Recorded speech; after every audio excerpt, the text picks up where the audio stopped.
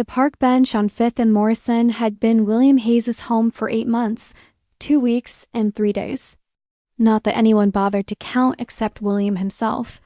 In the military, you counted everything days, until rotation, hours until mission completion, seconds until extraction. Old habits like old uniforms were hard to shed. The bench sat 30 yards from Roosevelt Elementary's playground, positioned beneath an old oak tree that provided shade in summer and some shelter from rain in winter. It wasn't the most comfortable spot in the city, but it offered something more valuable than comfort: visibility. From here, William could see the entire playground, the street corner where the ice cream truck parked, and the bus stop where parents waited for their children. Most people saw him and immediately looked away. The torn military surplus jacket faded beyond recognition of its original color. The gray beard that hadn't seen scissors in months. The cardboard sign that simply read, "Veteran, anything helps. God bless." To them, he was just another casualty of a system that had failed, another homeless man cluttering their clean neighborhood. But William saw everything. He saw the suspicious sedan that had been circling the block for 3 days, always during school hours. He saw the man inside, middle-aged, wearing sunglasses even on cloudy days, taking pictures with a phone held too low to be casual snapshots. He saw the way the man's eyes followed the children, particularly the ones who walked home alone. William had tried to warn people. 3 days ago, he'd approached Officer Martinez during his routine patrol. "Excuse me, officer," William had said, rising slowly from his bench. "There's been a car—" "Come on, Hayes," Martinez had interrupted, not unkindly but with a tired patience of someone who'd had this conversation before. "You know the drill. Can't stay here during school hours. Kids are getting out soon." "I'm not causing trouble," William had said quietly. "I just wanted to report suspicious activity." Martinez had sighed, looking at the homeless man with the elaborate delusions. In 8 months of working this beat, Hayes had reported everything, from surveillance operations to reconnaissance missions. The man was clearly suffering from some form of PTSD, seeing threats where none existed. "Tell you what," Martinez had said, "why don't you move along to the shelter, and I'll keep an eye out for anything unusual." So William had moved. Not to the shelter, he'd tried those, and the nightmares that came with sleep in crowded rooms. Full of strangers made the streets preferable, but to the bus stop across the street. Close enough to watch.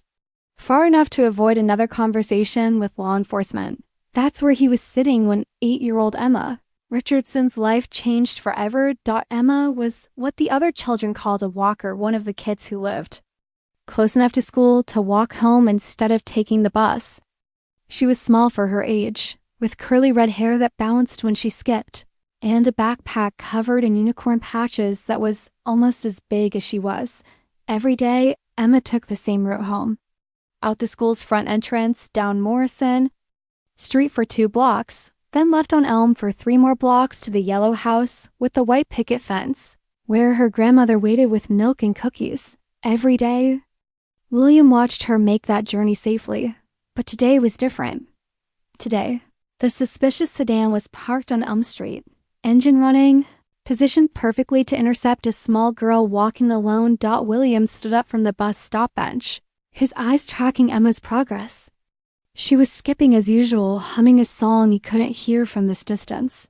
Completely unaware of the danger waiting around the corner, he started walking, staying on the opposite side of the street, matching her pace. The movement hurt. 8 months of sleeping on hard surfaces had not been kind to a body that already carried shrapnel from an IED explosion in Kandahar. But pain was just information, and right now, that information was irrelevant. Emma reached the corner of Morrison and Elm. She paused, as she always did, checking both ways for traffic like her grandmother had taught her. Then she turned left, disappearing from William's view. The sedan's engine revved. William broke into a run. He crossed Morrison Street against the light, ignoring the honking horns and shouted curses from drivers. His legs pumped with a rhythm he hadn't felt in years, muscle memory from PT runs and combat drills overriding the protests from joints that had grown stiff from months of inactivity. He rounded the corner onto Elm Street just in time to see it happen. The sedan had pulled up beside Emma. The driver, a man in his 40s with thinning hair and nervous eyes, had gotten out and was approaching her with a smile that William recognized from years of training, the predator's smile, designed to lower a victim's defenses. "Hey there, sweetie," the man was saying, his voice carrying the forced cheerfulness of someone trying too hard to appear harmless. "I'm lost. Can you help me find this address?" Emma, trusting in the way that only children can be, stopped walking and looked at the piece of paper the man was holding out. "I'm not supposed to talk to strangers," she said, but she didn't run. She stood there, torn between her grandmother's warnings and her natural inclination to help someone in need. "Oh, I'm not a stranger," the man said, taking a step closer. "I know your teacher, Mrs. Henderson. She told me you were very smart and helpful." That's when William saw the man's hand move toward Emma's arm. "Emma," William shouted, his voice carrying the command authority of a man who had once led soldiers into battle. "Get away from him, now!" Both Emma and the man turned toward the sound. Emma saw a scary-looking homeless man running toward them and took a step back, uncertain which threat was greater. The man saw a witness and made his decision. He grabbed Emma's wrist and started pulling her toward the open car door. Emma screamed. William's world shifted into the slow-motion clarity of combat. Time stretched, giving him space to process the tactical situation. One adult male suspect, approximately 180 pounds, no visible weapons but possibly armed. One civilian hostage, approximately 60 pounds, in immediate danger. Distance to target, 30 yards in closing. Secondary considerations: civilian foot traffic minimal, vehicular traffic moderate, potential for collateral damage low, legal complications. For engagement, ... irrelevant. Mission objective: protect the innocent, rules of engagement. Whatever it takes. William covered the remaining distance in 8 seconds. The man was struggling to lift the fighting, screaming Emma into the car when William's hand clamped down on his shoulder. "Let her go!" William's voice was quiet now, almost conversational, but it carried something that made the kidnapper's blood freeze. The man spun around, still holding Emma's wrist. Up close, William could see the sweat beading on his forehead, the dilated pupils, the rapid breathing of someone running on adrenaline and desperation. "Get away from me, you crazy homeless freak," the man shouted. "This isn't your business." "I'm making it my business," William said. His eyes flicked to Emma, who had stopped struggling and was staring at him with wide, frightened eyes. "Emma, when I tell you to run, you run straight home to your grandmother. Don't look back. Understand?" Emma nodded. "She's my daughter," the man lied, his grip tightening on Emma's wrist. "I'm her father. This nutcase is trying to kidnap her." William studied the man's face with the cold assessment of someone trained to read people under stress. The lie was obvious in the micro-expressions, the body language, the desperation that went beyond parental concern into something darker. "No," William said simply. "You're not." The man released Emma's wrist and swung his fist at William's face. It was a clumsy, desperate punch thrown by someone who had probably never been in a real fight. William caught the man's wrist mid-swing, his grip iron-strong despite months of malnutrition. With a sharp twist, he turned the man's attempted punch into a submission hold, forcing him to his knees on the sidewalk. "Emma, run," William said, not taking his eyes off the subdued kidnapper. Emma ran. The man struggled briefly, then went limp as William applied pressure to a nerve cluster he'd learned to find in a different desert, in a different war, on a different kind of enemy. "Please." The man gasped. "You're hurting me." "I know," William said. "That's the point." Sirens wailed in the distance, growing closer. Someone had called 911. Officer Martinez was the first to arrive, stepping out of his patrol car with his hand resting on a service weapon, trying to process the scene in front of him. Hayes, the homeless man he'd moved along a dozen times, was kneeling on the sidewalk with his knee in the back of another man who was face down on the concrete. A sedan sat nearby with its driver's door open. Engine still running. Hayes? Martinez called out. What's going on here? Attempted kidnapping, William said without moving. Subject tried to grab the Richardson girl. She's safer and home to her grandmother. What Richardson girl? Martinez asked, but even as he said it, his radio crackled with a 911 call about. A child abduction attempt on Elm Street. The one I tried to warn you about 3 days ago, William said. This man's been surveilling the school all week. Martinez approached cautiously, his training warring with his assumptions. Hayes was homeless, possibly delusional, definitely unreliable. But the man underneath him was dressed normally, drove a decent car, looked like a regular citizen. Sir, Martinez said to the man on the ground, can you tell me what happened here? He attacked me, the man gasped. I was just asking for directions, and this crazy homeless guy jumped me. That true, Hayes? Martinez asked. William looked up at the officer, his eyes clear and steady. Check his phone, he said. Check the photos. I don't have to, the man started to protest. Check his phone, William repeated. You'll find surveillance photos of children from the playground, probably going back several days. Martinez hesitated.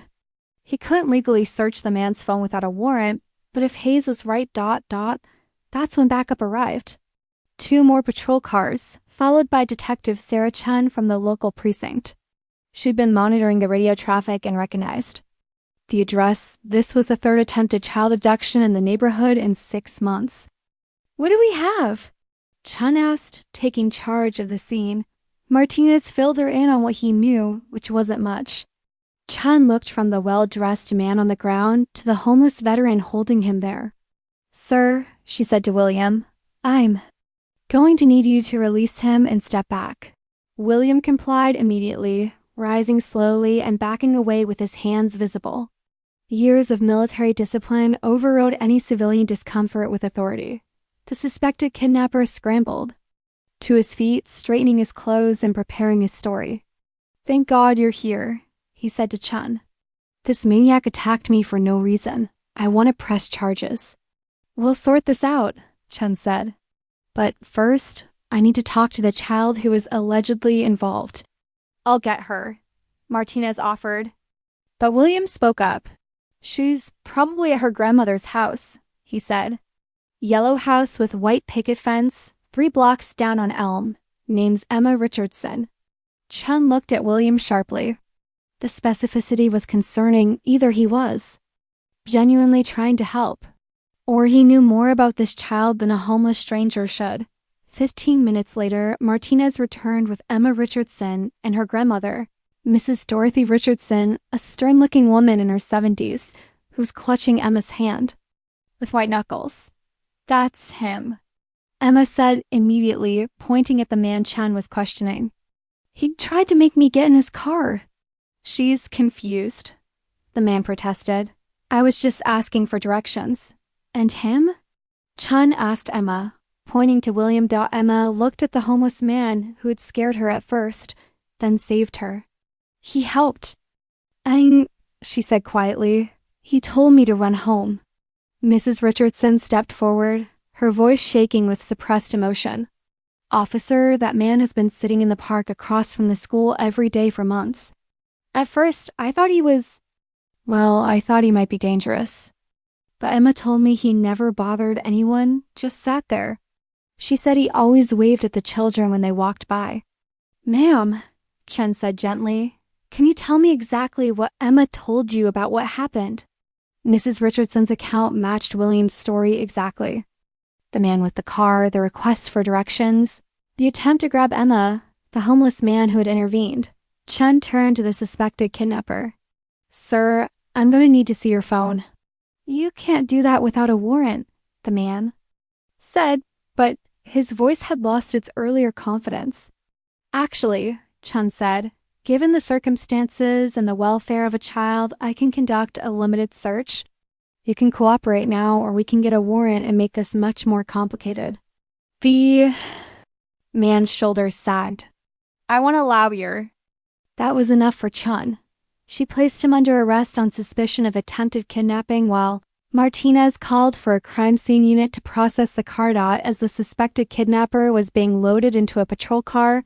Chun approached William, who had been standing quietly to the side, watching the proceedings with the detached interest of someone who had seen bureaucracy in action before. "Mr. Hayes," she said, "thank you for what you did today. That little girl is safe because of you." William nodded but didn't speak. "I do need to ask you some questions, though," Chun continued. "For the report." "Of course." "You said you'd been watching this man for several days? 3 days, maybe 4. He was conducting surveillance on the school, taking photographs, establishing patterns." Chun's eyebrows rose. The terminology was specific, professional. "You have military experience?" "Some." "What branch?" William was quiet for a long moment. "Army, Special Forces." "How long?" 22 years. "Rank?" Another pause. "Sergeant." "Major." Chun studied the homeless man in front of her with new eyes. 22 years in Special Forces meant he was career military, highly trained, probably seen combat. But something had gone wrong, obviously, or he wouldn't be living on the streets. "Sergeant Major Hayes," she said, testing the title. "Can you walk me through what you observed over the past few days?" What followed was the most professional witness statement Chun had heard in 15 years of police work.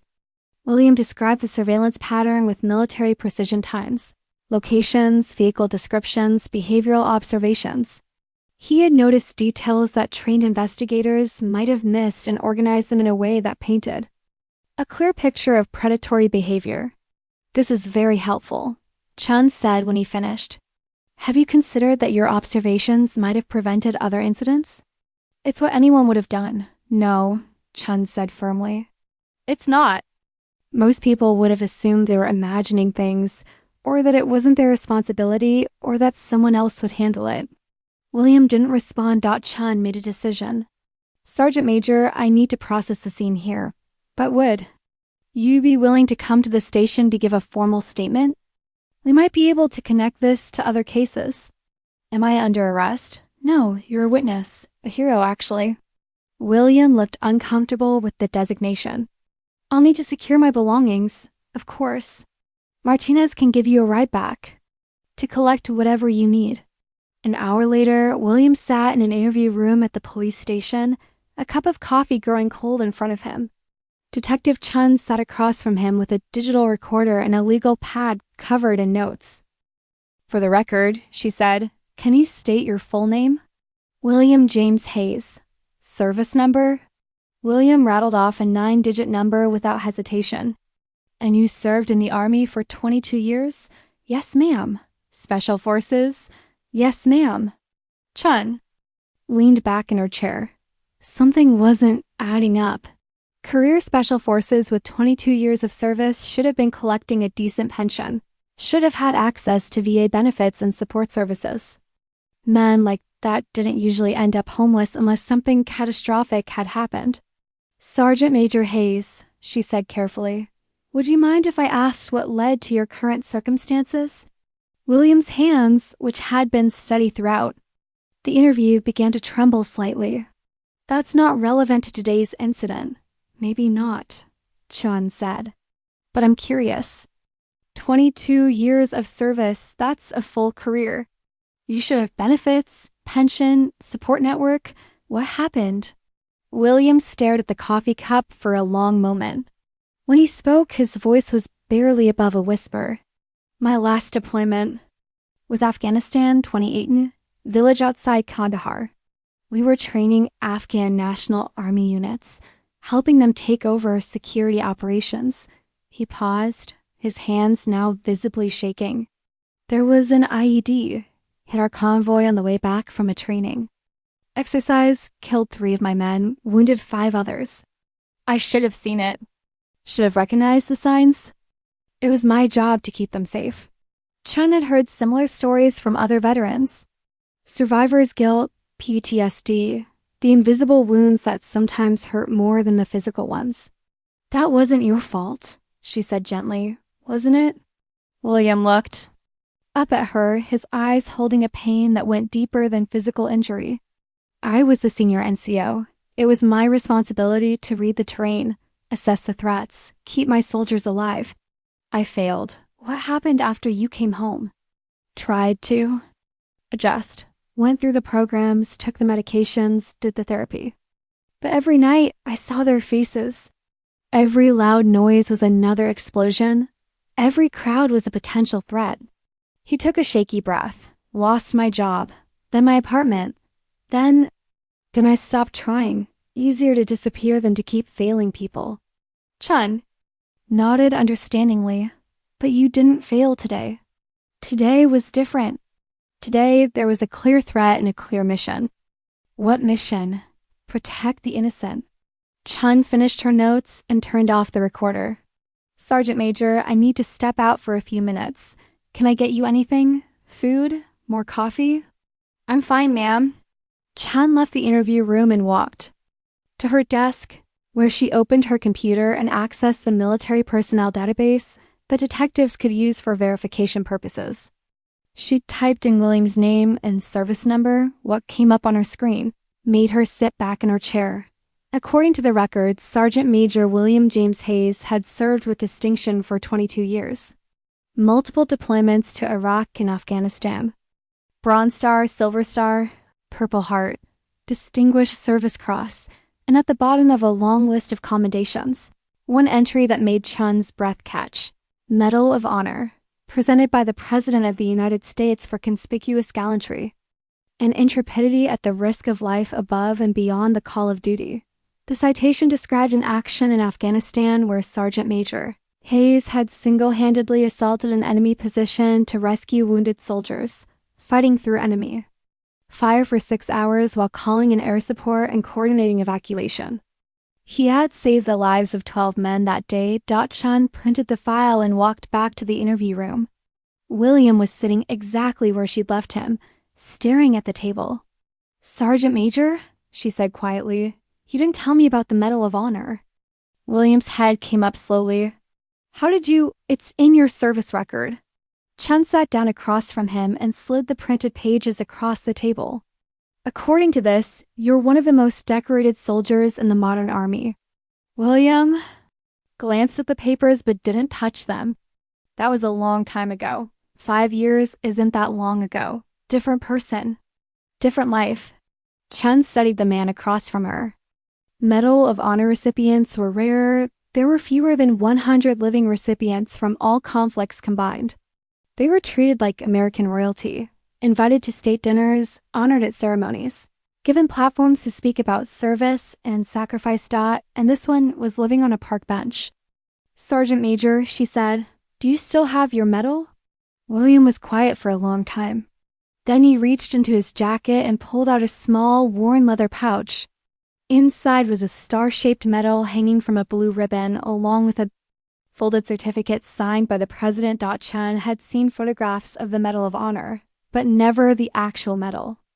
Up close, it was smaller than she'd expected, but somehow more impressive, carrying a weight that had nothing to do with the metal it was made from.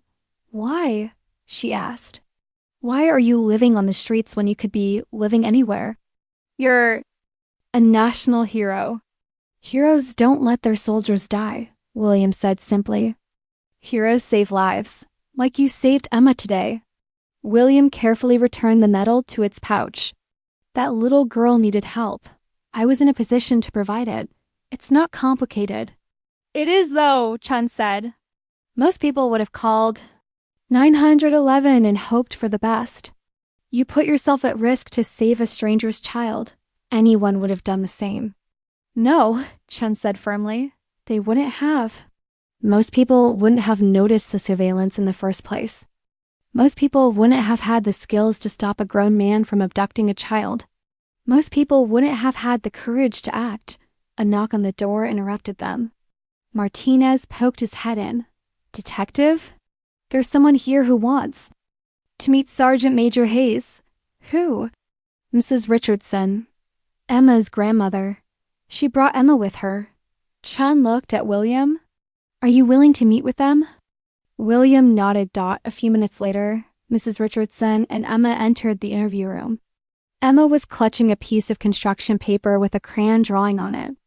Sergeant Major Hayes, Mrs. Richardson said, her voice formal but warm, I wanted to thank you personally for what you did today.